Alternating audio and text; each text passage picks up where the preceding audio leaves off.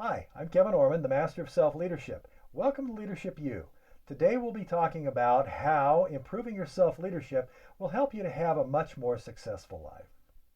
Welcome to Leadership U, where it really is all about you. Now, the reality is that everybody wants a more successful life. The question becomes, what does success mean? And it means something different to everybody. And some people, it's all about money. I'm not one of those people. For me, success has much more to do with quality of life. And so health is a big part of success for me. That's not money. It costs money to maintain it, of course, to fix it when something breaks. But ultimately, it's not about the money per se. It's about what money will buy. And so, yeah, money's part of it, but that's only part of success.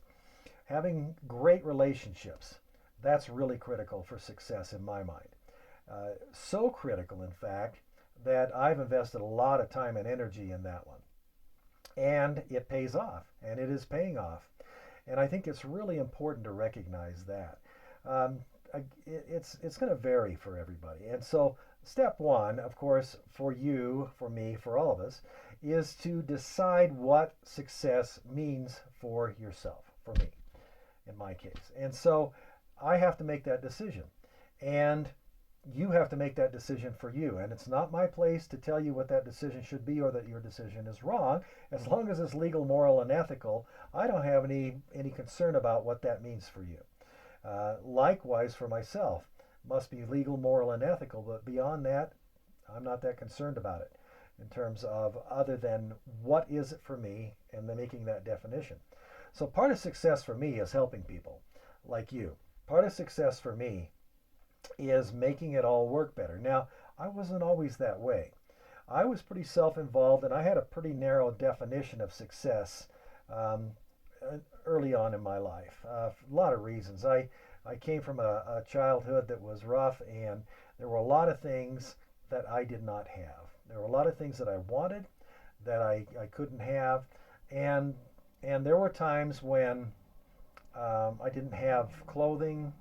I remember being a sophomore in high school, having one pair of pants and having shoes that had holes in the bottoms, and I had to put cardboard in there in the winter and of course, new cardboard every day.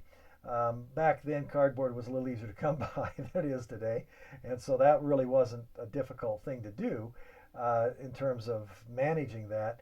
But I remember being in high school now. I'm a sophomore in high school, and I remember that sophomore year sitting in classes and making sure that my feet were flat on the floor. Never dared cross my legs or anything else because people would see that my shoes had holes in the soles of them, and I didn't want the embarrassment of that in front of my peers. And so, um, and it's really kind of a shame because had I done that, I'd have probably elicited more help, and I probably would have had the ability to develop some real relationships that I didn't develop, but I didn't have the skills. And so it was a matter of you hide things. It was kind of like, in my case, it was much like what um, alcoholic homes do, in that we're hiding what the real story is. They're hiding what's really going on. Now, that's not much of a success because ultimately what success is how you feel.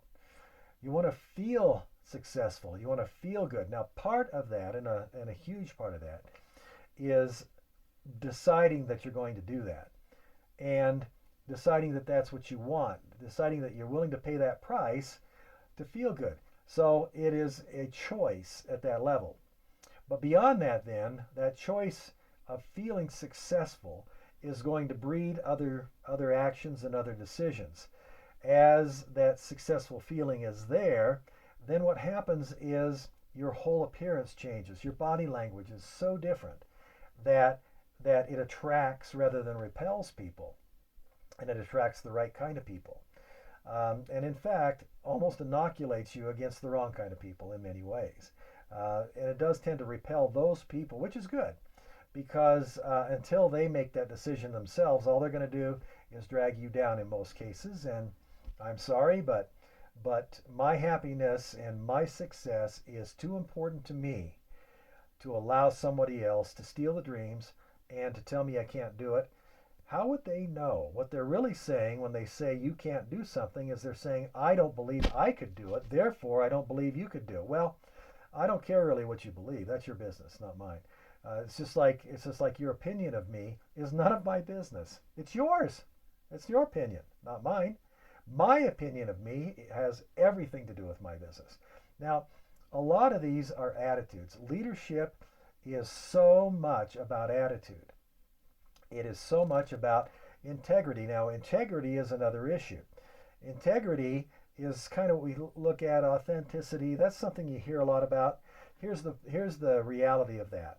It's got two sides. It's got a good side and a bad side, kind of like the force. There's the dark side and there's the light side. And the dark side of integrity is because integrity means consistency. You're the same person everywhere you are. So if you're a butthead and a knucklehead in one place and a knucklehead in another place and a knucklehead in every place, you're still a knucklehead. You have integrity, but you're a knucklehead. And that's not going to work for you in terms of success in most cases. It's not going to. It never worked for me. I tried it. I did it for years and it never worked. And so that was one of the many things that I had to change.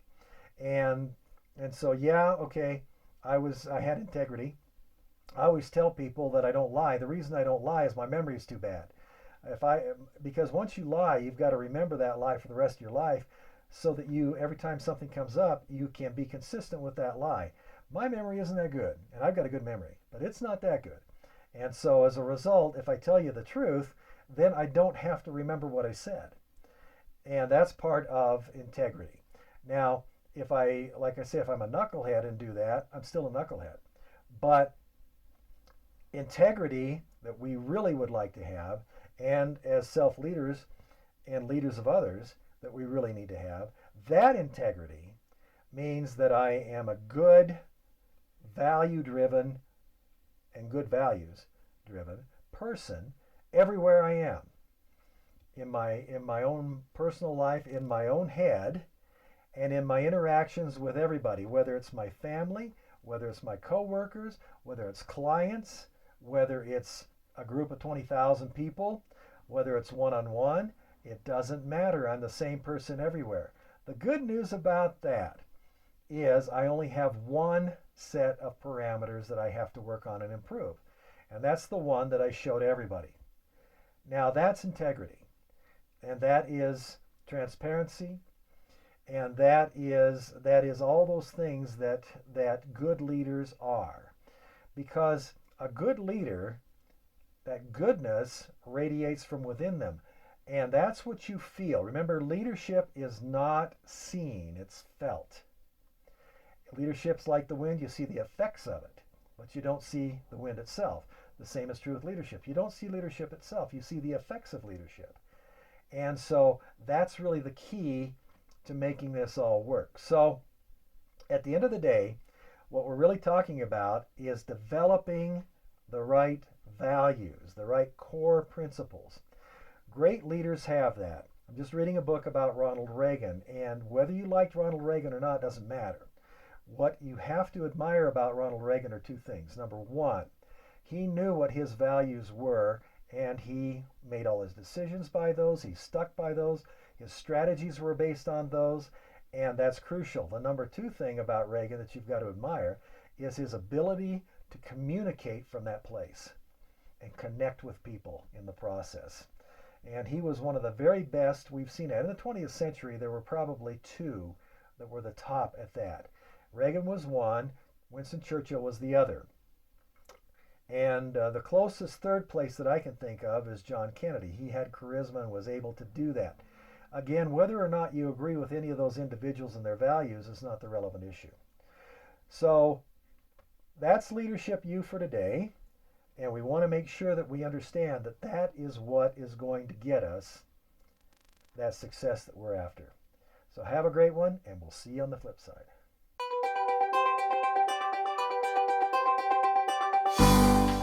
Subscribe here to Leadership U to make sure you get all the videos.